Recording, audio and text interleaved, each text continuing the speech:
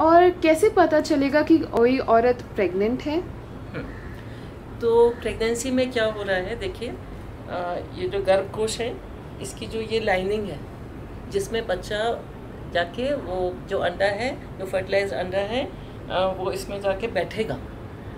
तो अगर नहीं बैठा है तो फिर ये लाइनिंग हर महीने निकल आती है, उसको हम माहवारी कहते हैं। पर अगर इस लाइनिंग में बच्चा है तो फिर ये नेचर के ऐसा सारी उसकी क्रियाएं हैं कि ये लाइनिंग हटती नहीं है, बल्कि ये लाइनिंग रहेगी, 9 महीने रहेगी, इसी में प्लासेंटा होगा, इसी में बच्चा बढ़ता रहेगा। और तो माहवारी का रुकना एक काफ़ी इम्पॉर्टेंट संकेत है कि शायद प्रेगनेंसी हो सकती है।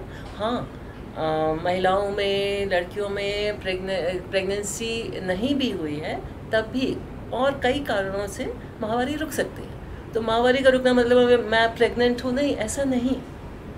अगर सेक्स की संभावना है, सेक्स हुआ है, प्रेगनेंसी होने की संभावना है और फिर माहवारी नहीं आती है तो फिर प्रेगनेंसी टेस्ट करना, किसी डॉक्टर के पास जाना, ये ज़रूरी हो जाता है। और अगर हम चाहते हैं कि प्रेगनेंसी ना हो तो क्या किया जा सकता है? इसके तो कई उपाय हैं। इसको हम कहते हैं गर्भ निरोधक, अलग अलग तरह की चीज़ें हैं। सबसे ज़्यादा कॉमन जो इस्तेमाल की जाती हैं वो इस तरह के कॉन्डोम्स हैं।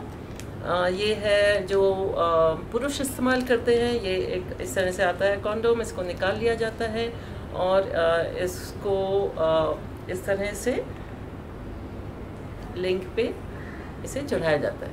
जब लिंग छोटा है तब नहीं, जब उद्दीपना हो गई है, स्तंभित हो गया है, पर स्त्री के शरीर के आने से के करीब आने से पहले, ये हम स्त्री पुरुष की बात कर रहे हैं तो फिर इसीलिए मैं ये बता रही हूँ। तो इसको पूरे कॉन्डोम को इस तरह से रख के और फिर इसको पूरा का पूरा रोल डाउन किया जाता है पूरे स्तंभित लिंग के ऊपर। केवल एक ही कॉन्डोम का इस्तेमाल किया जाता है और फ्रेश कॉन्डोम का, किसी पहले से इस्तेमाल किए हुए कॉन्डोम को नहीं इस्तेमाल करते, और 2 या 3 भी नहीं पहनते, एक बार में एक ही पहना जाता है।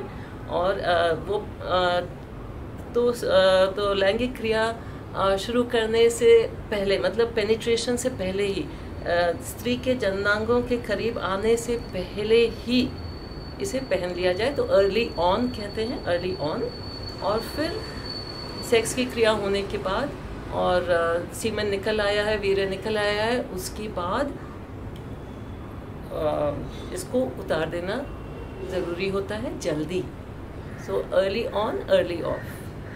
कई बार कपल्स क्या करते हैं, वो लैंगिक क्रिया हो गई है, लिंग अभी अंदर ही है और वीर्य भी निकल चुका है, पर वो उसी स्थिति में रहते हैं।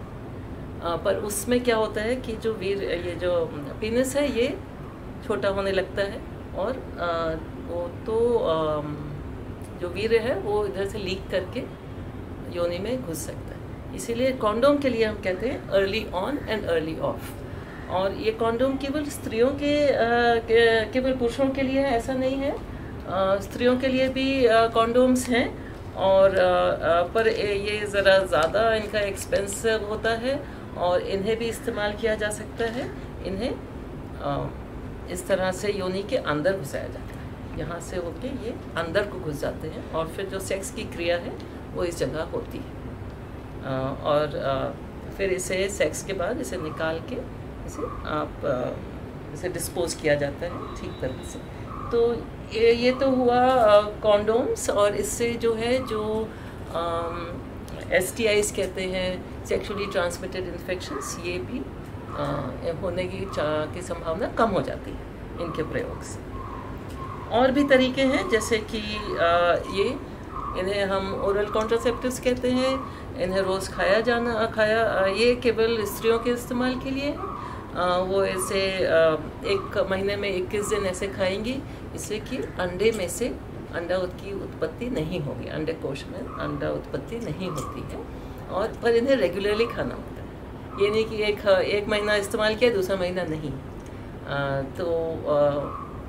यस, ये ओरल कॉन्ट्रासेप्टिव है, ये रेगुलर यूज़ है, कई साल तक भी इन्हें इस्तेमाल किया जा सकता है, पर डॉक्टर से पूछने के बाद, क्योंकि इसके कुछ कॉन्ट्राइंडिकेशंस भी होते हैं, कुछ रिस्क्स होती हैं, तो वो सब देख के तब इस्तेमाल किया जाना चाहिए।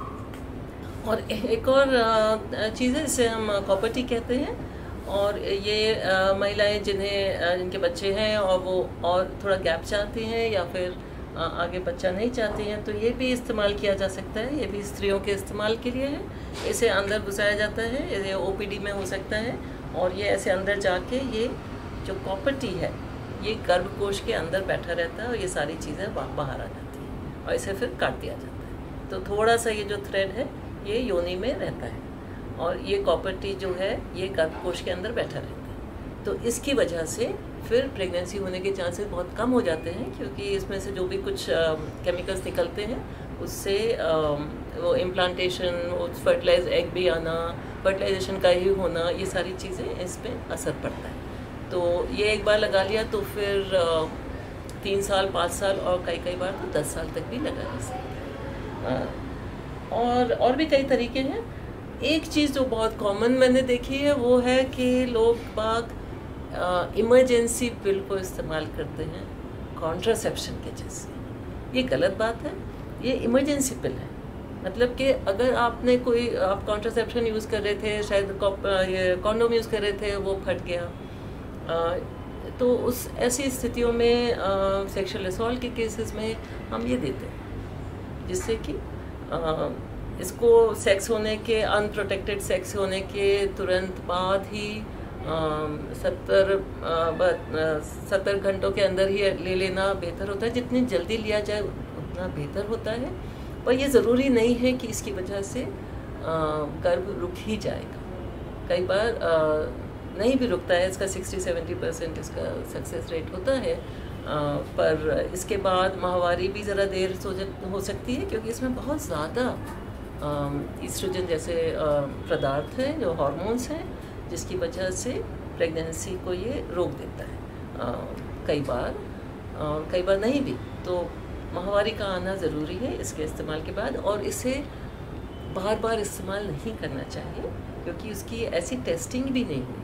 ये इमरजेंसी कॉन्ट्रासेप्शन के रूप में इसको प्रयोग किया जाना चाहिए। अगर किसी को रेगुलर कॉन्ट्रासेप्शन चाहिए तो फिर जो ओरल कॉन्ट्रासेप्टिव पिल्स, ये इनका इस्तेमाल बेहतर है इसके बार बार प्रयोग के कंपैरिजन। तो इस तरह से आप प्रेगनेंसी को रोका जा सकता है, या ना हो तो उसके लिए हम ये सब इस्तेमाल कर सकते हैं।